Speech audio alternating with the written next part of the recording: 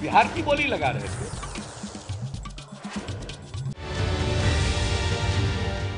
विश्व प्रसिद्ध देव का सूर्य मंदिर इस जिले की शान है।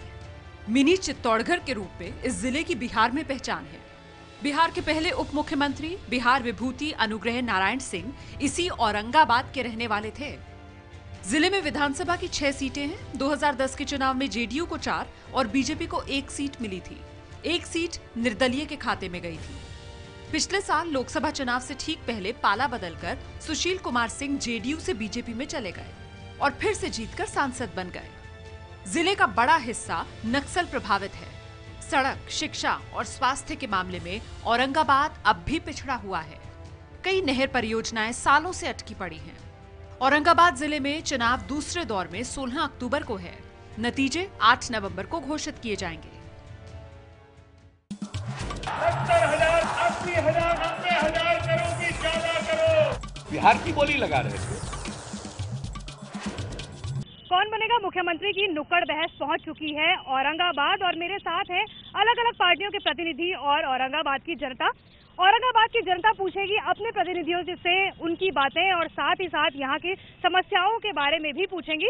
सबसे पहले आपको इंट्रोड्यूस कराते हैं कि बीजेपी से है रविंद्र शर्मा जो कि प्रवक्ता है, जेडीयू से है विश्वनाथ सिंह, आरजेडी से है डॉक्टर रमेश यादव, कांग्रेस से है राकेश सिंह, एलजेपी से है मनोज सिंह और गोकुल सेना जो कि सवाल पूछेगी वो है संजीव नारायण सिंह।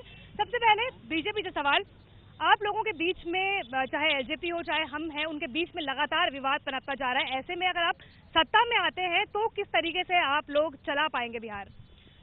मेरे गठबंधन में कोई विवाद नहीं है। सीट के लिए दावेदारी सब कोई करता है, लोग कर रहे हैं। आपस में बैठ करके सारा समस्याओं को समाधान कर लिया जाएगा और निर्विवाद होकर के पूरी शक्ति के साथ हम जंगल राज को समाप्त करने के लिए चुनाव लड़ रहे हैं और लड़ेंगे, सफल होंगे।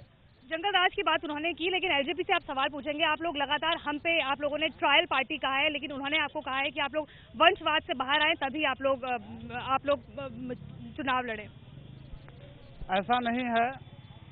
चुनाव में लोक जनशक्ति पार्टी, रामविलास जी सभी इलेक्टेड लोग हैं, कोई वंशवाद नहीं है।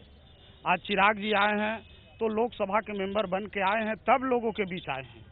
ऐसा नहीं है कि ऊपर से उठाकर रख दिए गए हैं। जो भी हमारे दल के रामविलास जी के फैमिली से लीडर आए हैं वो सभी इलेक्टेड हैं।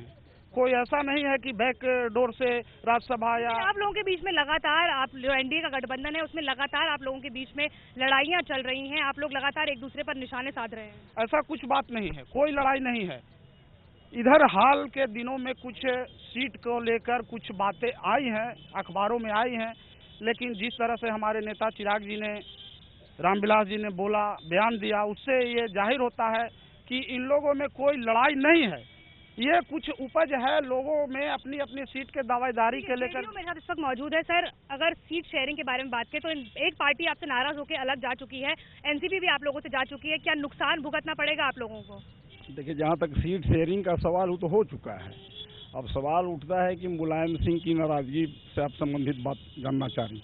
मुलायम सिंह हम लोगों के महागठबंधन के सर्वमान्य नेता हैं, ये तय है। अब उत्तर प्रदेश और बिहार में राजनीतिक दलों की क्या स्थिति है आप भी महसूस करती होंगी और जानती होंगी। निश्चित रूप से मैं कह सकता हूँ बहुत साफ तौर से कि हम लोग का गठबंधन सशक्त है, मजबूत है और कहीं कोई विवाद नहीं है। 1-2 दिन में के अंदर मीठा फल सामने आ जाएगा। कहीं कोई विवाद है ही नहीं। अब एक बात और हमारी सुन लीजिए, अब तब हटाइएगा। हमारे दल के साथ सबसे प्लस पॉइंट है कि हम मुख्यमंत्री का उम्मीदवार हमारा घोषित है, नेता हमारा घोषित है। ये सोच और ये औकात एनडीए के पास नहीं है। अभी भी बिहार के मतदाता को और जनता को इससे परेशान है, आरजेडी से दुखी है। रघुवंश बाबू ने पहले ही बयान दिया है कि 10% के बदले नमरी आप लोगों को पकड़ा दी है। आरजेडी के नेता लालू यादव, बताइए। रघुवंश बाबू का वैसे जो भी स्टेटमेंट हो, लेकिन पूरे बिहार में हम सांप्रदायिकता के खिलाफ मिलकर लड़ रहे हैं और निश्चित रूप से हमारा जो महागठबंधन, आप मानते हैं कि उनके 100 सीटें भी उन्होंने वो लड़ रहे हैं और साथ ही साथ मुख्यमंत्री का उम्मीदवार भी उन्हीं का है? ठीक है, हम लोग मुख्यमंत्री मान चुके हैं। और आप कमजोर फील करते हैं खुद को? नहीं, बिल्कुल कमजोर। हम लोग सांप्रदायिकता के खिलाफ लड़ने के लिए अपने आप को कुर्बानी दे रहे हैं और नीतीश कुमार बिहार के अगले मुख्यमंत्री होंगे। जिले के पूरे बारे में बात करें तो 4 सीटें हैं जेडीयू के पास, लेकिन फिर भी लोग असंतुष्ट हैं। उनका कहना है कि ना सड़कें बनी है, स्वास्थ्य अच्छा नहीं है, शिक्षा अच्छी नहीं है, कुछ भी यहाँ पर अच्छा नहीं है। आप बिल्कुल ये बात जो बोलते हैं वो गलत बोलते हैं। जिन्होंने जंगल राज आपने मेरे सामने बोला कि लालू यादव के राज को जंगल राज पार्ट 2 उनके रेल मंत्री तो काल को क्यों नहीं याद करते? वही लालू यादव जिसने पूरे 5 साल जनता को एक भी रुपया नहीं। जनता से सवाल पूछ लेते हैं। औरंगाबाद की जनता भी मेरे साथ इस वक्त मौजूद है। क्या मानते हैं? उन्होंने कहा है कि जेडीयू की जो 4 सीटें हैं और साथ ही साथ यहाँ पर पूरा विकास हुआ है, स्वास्थ्य हो, शिक्षा हो, क्या मानते हैं कि यहाँ पर विकास हुआ है पिछले 10 सालों में? नहीं, देखिए, मेरा मानना है कि विकास का मतलब मौलिक विकास होता है। मैं आपको बताऊं, औरंगाबाद में मतलब किसानों का ही जिला माना जाता है।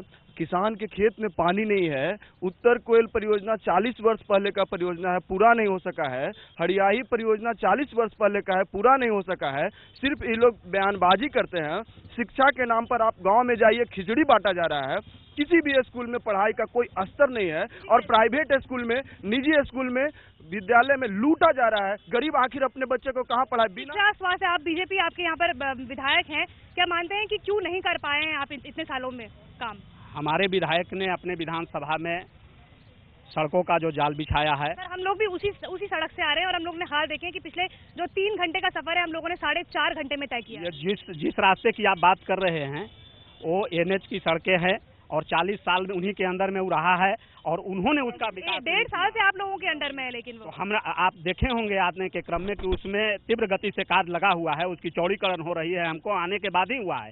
इसके पहले 60 साल तक इन्हीं लोग का शासन रहा। शिक्षा, स्वास्थ्य और बाकी चीजों के बारे में बात की जाए, उसके बारे में क्यों नहीं बात की है? हम उसी की बात कर रहे हैं। स्वास्थ्य की सुविधा आप औरंगाबाद हमारा क्षेत्र में पड़ता है। आप औरंगाबाद हॉस्पिटल में जाके देख लीजिए, जहाँ कोई मरीज नहीं जाता था, जहाँ कोई दवाइयाँ नहीं बढ़ती थी, आज जाएंगे तो दवा मिलेगा, डॉक्टर मिलेगा और सारी ICU की व्यवस्था मिलेगा। आप जाके देख सकती हैं। लेकिन अगर यहाँ पर विकास नहीं हुआ है तो आप लोग भी साथ ही साथ दोषी होंगे, क्योंकि 10 साल, लगभग 7.5 साल आप लोगों ने भी सरकार चलाई है मिलकर।